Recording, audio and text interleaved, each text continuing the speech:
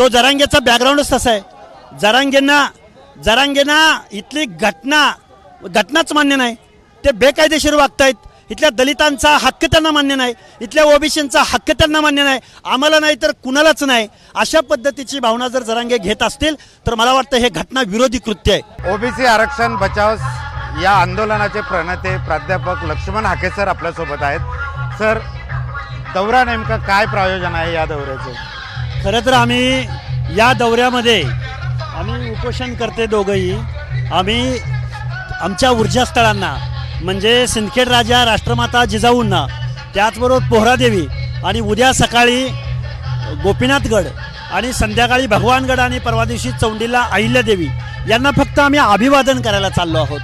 आमच्या उपोषणाला लाखोंचा जनसागर उसळला. गावोगाव तालुक्यातून प्रत्येक भागातून लोक आली. आमचं उपोषण संपल्यानंतर सुद्धा त्या ठिकाणी लोक येत होती. आम्ही ज्या हॉस्पिटलमध्ये, ज्या वीरा मेडिसिटीमध्ये ॲडमिट होतो तिथं सुद्धा त्या हॉस्पिटलच्या बाहेर एकदम जनसागर उसळला होता.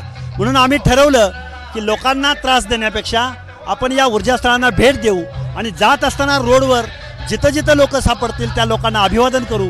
पण प्रत्येक गावामध्ये हजारोच्या संख्येने तरुण वर्ग उसळलेला आहे आणि हा महाराष्ट्र हा खरा महाराष्ट्र आहे. हा 12 बलुतेदारांचा महाराष्ट्र आहे. हा 18 पगड जातींचा महाराष्ट्र आहे. हा छत्रपती शिवरायांच्या रयतेचा महाराष्ट्र आहे.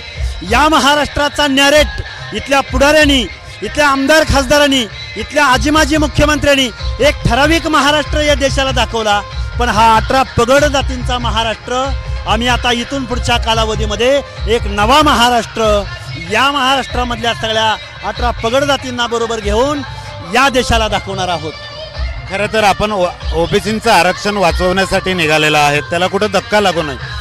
काल नागपूर येथे सर्व शाकीय कुणबी समाजाने एकत्र येऊन असं जाहीर केलं, अशी मागणी केली की जे कुणबीचे दाखले दिले गेले 54 लाख 55 लाख ते रद्द करण्यात यावे, कारण ते असंवैधानिक मार्गाने मिळालेले असं त्यांचं म्हणणं आहे. याचा अर्थ असा होतोय की ओबीसी एकवटलाय आता.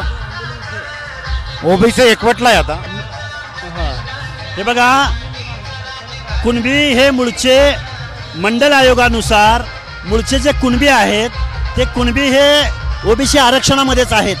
कुणबी आणि मराठा हे कधीही एक नाहीत, एक होऊ शकत नाहीत. अनेक वेळा सुप्रीम कोर्टानं जजमेंट दिलंय, औरंगाबाद खंडपीठानं जजमेंट दिलंय, अनेक आयोगाने मराठा आणि कुणबी एक नाहीत असं जजमेंट दिलंय. त्यामुळं या मुख्यमंत्र्यांना, या सर्व आमदार खासदारांना, या सगळ्या लोकांना माझी कळकळीची विनंती आहे, मराठा म्हणजे कुणबी नव्हे आणि कुणबी म्हणजे मराठा नव्हे. आणि तुम्ही कुणब्यांची बोगस सर्टिफिकेट देऊन या ओबीसीचं आरक्षण उद्ध्वस्त करण्याचा घात घातलाय. पण हा ओबीसी एक होतोय. 18 पगड जाती एकत्र येत आहेत, भटक्या विमुक्त जाती जमाती एकत्र येत आहेत आणि आम्ही सगळेजण आमचं ओबीसीचं आरक्षण, आमचा फुले शाहू आंबेडकरांचा महाराष्ट्र वाचवण्यासाठी आम्ही एकत्र येत आहोत. काल जे उपराकार आहे लक्ष्मण माने यांनी टीका करताना किंवा एक समज देताना असं म्हटलंय की हाकेंचं आंदोलन किंवा जरांगेंचं आंदोलन यातून काही निष्पन्न होणार नाही, कारण ही संपत्ती वाटपाचा हा जो मुद्दा आहे त्यावर हे सगळं अवलंबून आहे. याकडे कसं बघता तुम्ही? हे बघा, लक्ष्मण हाके आंदोलन करतोय हे संविधानिक बाबीसाठी करतोय, ओबीसींच्या हक्क अधिकाराविषयी करतोय.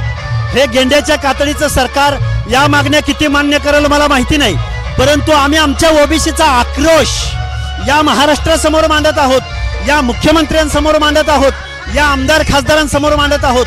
लक्ष्मण मानेंचं एका अर्थाने बरोबर आहे, पण या गेंड्याच्या कातडीच्या सरकारला आम्ही हे आमचा आक्रोश, ही वेदना मांडण्याचा प्रयत्न करत आहोत.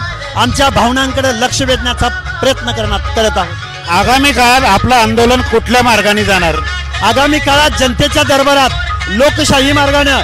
आज उपोषणाचा हत्यार आहे, उद्या आम्ही जनतेच्या दरबारात जाणार आहोत, उद्या पदयात्रा करणार आहोत, उद्या मेळावे घेणार आहोत. हा महाराष्ट्र 18 पगड जातींचा महाराष्ट्र आहे. आम्ही हे या महाराष्ट्राला दाखवून देणार आहोत. ज्याप्रमाणे जरांगेंनी घोषणा केली की ते निवडणूक लढवणार आहात, तसा विचार आहे तुमचा? आम्ही आता सध्या आरक्षण वाचवण्यासाठी काम करणार आहोत. हे गेंड्याच्या कातडीचं सरकार जर आमचा हक्क अधिकार वाचवणार नसेल तर आम्ही उद्या लोकशाहीच्या मार्गाने आम्ही जनतेच्या दरबारामध्ये जाऊन आम्ही तो सुद्धा मार्ग भविष्य काळात अवलंबू शकतो. नेमकं या गोष्टीकडे कसं बघताय तुम्ही? जरांगे उघडपणे राजकीय नेत्यांना धमक्या देत आहेत, राजकीय नेत्यांना उघडपणे एकेरी भाषेने बोलतायत. तो जरांगेचा बॅकग्राऊंडच तसा आहे. जरांगेंना इथली घटनाच मान्य नाही. ते बेकायदेशीर वागतायत. इथल्या दलितांचा हक्क त्यांना मान्य नाही, इथल्या ओबीसींचा हक्क त्यांना मान्य नाही, आम्हाला नाही तर कुणालाच नाही. अशा पद्धतीची भावना जर जरांगे घेत असतील तर मला वाटतं हे घटना विरोधी कृत्य आहे. त्यांच्यावर पहिली कारवाई झाली पाहिजे. त्यांना या सरकारनं एंटरटेन केलं नाही पाहिजे. सरकारनं वास्तवापासून दूर नाही पडलं पाहिजे. सरकारनं घटनात्मक अधिकारापासून दूर नाही गेलं पाहिजे. आमच्या 18 पगड जातीचा हा आक्रोश आहे, या वेदना आहेत. आम्ही आज विस्थापित आहोत, वंचित आहोत, शोषित आहोत, पण आम्ही एकत्र येत आहोत. सकाळपासून आम्ही जालन्यामधून निघाल्यापासून प्रत्येक गावामध्ये हे स्वागत, या झुंडीच्या झुंडी इथं आम्हाला रस्त्यावरती येत आहेत, आमच्या भावना ऐकून घेत आहेत, आम्हाला सपोर्ट करत आहेत. आमचा उपोषण संपून आम्ही डिस्चार्ज घेऊ, आजच डिस्चार्ज घेतला आहे, पण लोक आम्हाला घरी जाऊ देत नाही आहेत. लोक म्हणतायत तुम्ही लढलं पाहिजे, तुम्ही जनतेसमोर आलं पाहिजे. हा हजारोंचा जनसमुदाय आज आमच्या समोर येत आहे.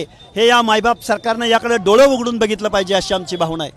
सर्वपक्षीय राजकीय नेत्यांना म्हणजे ओबीसी राजकीय नेत्यांना काय आवाहन कराल? ओबीसी राजकीय नेत्यांना एकच सांगेन, स्वर्गीय गोपीनाथराव मुंडे भाजपचे नेते असताना सुद्धा ते ओबीसीच्या बाजूने ठामपणे उभे राहिले.